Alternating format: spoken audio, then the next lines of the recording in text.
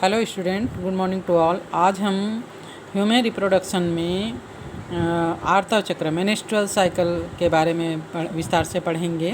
इसके पहले हमने oogenesis और स्पर्मेटोजेनेसिस के बारे में पढ़ा था।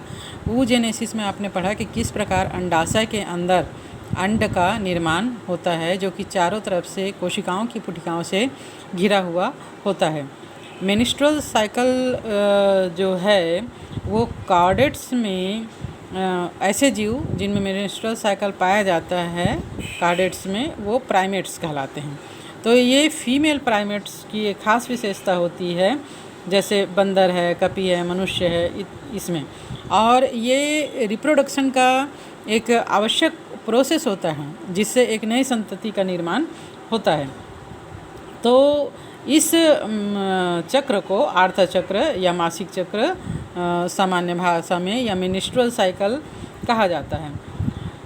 फर्स्ट जो मेनेस्ट्रुअल साइकिल है रजोधर्म है, इसकी शुरुआत यौनावस्था में, जब फीमेल जो है वो रिप्रोडक्शन के लिए पूरी तरह फीमेल बॉडी तैयार हो जाती है, तब यह शुरू होता है। इस अवस्था को यौनारंभ कहते हैं। और मेनेस्ट्रुअल साइकिल का शुरू होना रजोदर्शन कहलाता है। फीमेल में ये मेनेस्ट्रुअल साइकिल लगभग 28 से 29 डेज़ की पीरियड के बाद दोहराया जाता है। और एक मेनेस्ट्रुअल साइकिल से दूसरे मेनेस्ट्रुअल साइकिल के बीच का जो घटना होता है उसको आर्तव चक्र कहा जाता है। प्रत्येक आर्तव चक्र के मध्य में एक अंडाणु, हमने अंडाणु का निर्माण पढ़ा था, पुटिका के से घिरा हुआ होता है। तृतीय अवस्था तृतीय पिंडक के रूप में होता है और अंडाणु जो है पूरी तरह परिपक्व हो जाता है। इसमें अर्धसूत्री विभाजन जो है वो कंप्लीट हो जाता है और एक अंडाणु का निर्माण हो चुका रहता है। अब ये पूरी तरह उत्सर्जन के लिए तैयार रहता है।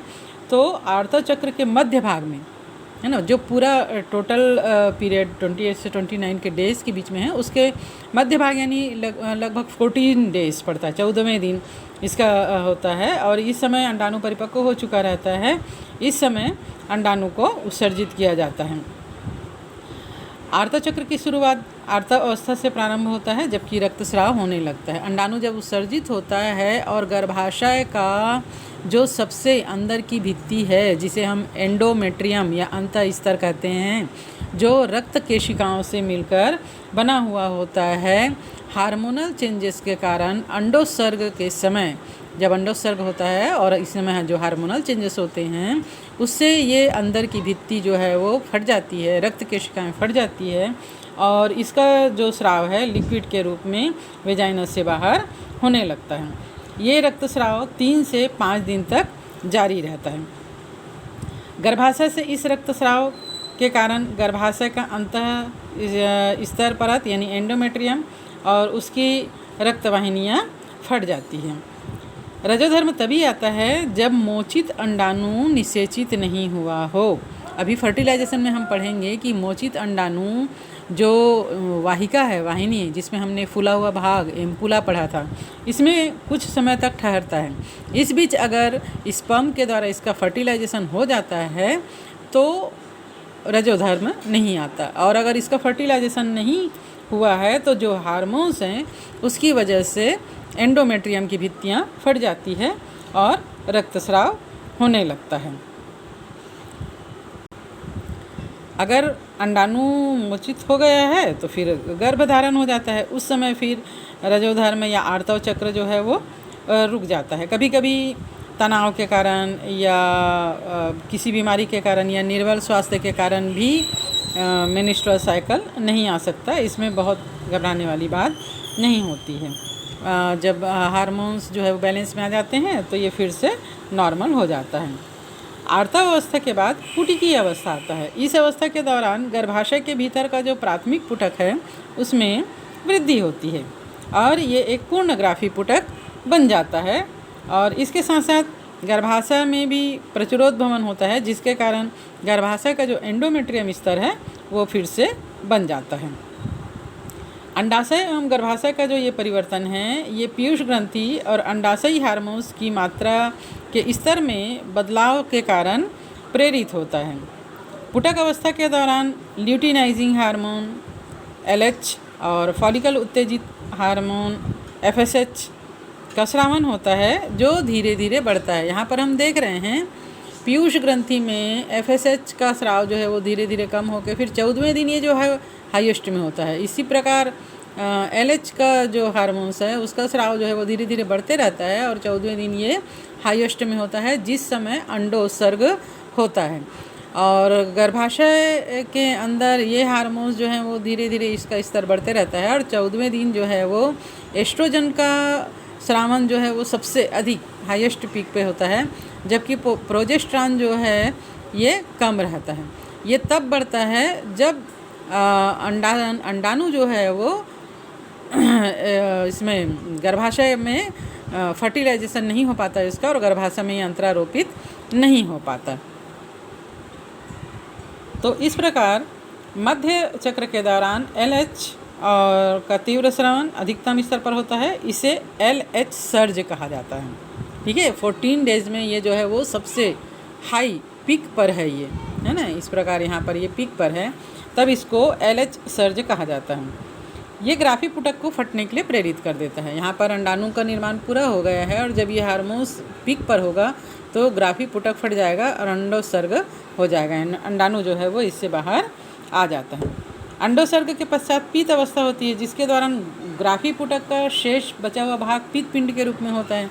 ठीक है, यहाँ पर अंडाणु जब बाहर आ जाता है तो ये जो बाकी बचा हुआ ग्राफी पुटक है वो पीत पिंड के रूप में हो जाता है, कार्पस ल्यूटियम। ठीक है, इसको कहते हैं कार्पस ल्यूटियम या पीत पिंड। कार्पस ल्यूटियम या पीत पिंड जो है वो भारी मात्रा में प्रोजेस्टेरॉन नामक हार्मोन स्रावित करता है। याद रखना, कार्पस ल्यूटियम के द्वारा प्रोजेस्टेरॉन नामक हार्मोन्स बनता है और ये गर्भाशय का जो एंडोमेट्रियम है उसको बनाए रखने के लिए उपयोगी होता है। अगर अंडाणु का फर्टिलाइजेशन होता है तो प्रोजेस्टेरॉन ही एंडोमेट्रियम की भित्तियों को फटने नहीं देता और अंडाणु को यहाँ पर इम्प्लांट होने के लिए आवश्यक होता है।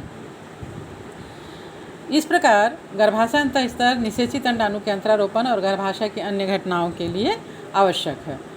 सगर्भता के दौरान, यानी जब अंडाणु का फर्टिलाइजेशन हो चुका है और गर्भधारण हो चुका है, तब आर्तव चक्र की सारी घटनाएं बंद हो जाती है। इसलिए उस समय जब तक शिशु का जन्म नहीं हो जाता तब तक रजोधर्म नहीं होता है। लेकिन जब निषेचन नहीं होता है तो पीत पिंड में नाश होता है। ये जो कार्पस ल्यूटियम है इसमें क्या हो जाता है, ये डैमेज हो जाता है और फिर इसके डैमेज होने के कारण ही प्रोजेस्टेरॉन जो है वो अंतःभित्ति को सुरक्षित नहीं रख पाता। तब एंडोमेट्रियम की जो अंतःभित्ति है इसकी रक्त केशिकाएं फट जाती है और रक्तस्राव शुरू हो जाता है और पुनः नया रजोधर्म का चक्र प्रारंभ हो जाता है। फीमेल में आर्तव चक्र 50 वर्ष के लगभग मनुष्य में ये बंद होता है, तो इस स्थिति को रजोनिवृत्ति या मेनोपाज कहा जाता है। इस प्रकार रजोदर्शन से लेकर रजोनिवृत्ति, है ना, का जो अवस्था होता है, बीच का जो अवस्था होता है, इसमें चक्रीय रजोधर्म सामान्य जनन अवधि का सूचक है। यानी फीमेल की बॉडी इस समय रिप्रोडक्शन के द्वारा नए संतति को उत्पन्न कर सकती है। स्वास्थ्य की दृष्टि से अगर देखा जाए तो रजोधर्म जो है वो एक हेल्दी ह्यूमन बॉडी का सूचक होता है और इस समय बहुत सारे स्वास्थ्य संबंधित सावधानियों को रखना आवश्यक होता है। स्वच्छता बनाए रखना इस समय ज़रूरी होता है। प्रतिदिन स्नान करना, हमेशा साफ़ नैपकिन्स या कपड़े का बना हुआ पैड का यूज़ करना, इन नैपकिन्स को और पैड्स को सही तरीके से डिस्ट्रॉय करना, है ना, इधर उधर कहीं भी नहीं फेंकना या बाथरूम में फ्लश में नहीं बहाना, इसको उचित कचरा के डिब्बे में डालकर इसका निस्तारण करना, सार्वजनिक स्थलों पर शौच इत्यादि से बचना, गंदगी से बचना, स्वयं के शरीर की हमेशा सफाई रखना, गंदगी नहीं रखना और किसी भी प्रकार का इन्फेक्शन से बचना इस समय आवश्यक होता है। और ये जो है चूँकि बहुत सेंसिटिव होता है फीमेल बॉडी के लिए, तो इसमें किसी भी प्रकार का इन्फेक्शन जो है किसी बड़ी बीमारी का प्रारंभ कर सकती है। इसलिए मनुष्य को फीमेल के रिप्रोडक्टिव ऑर्गन को सुरक्षित रखने के लिए और फर्टिलाइजेशन के द्वारा नए शिशु को उत्पन्न करने के लिए इन सभी सावधानियों को रखना बहुत आवश्यक है।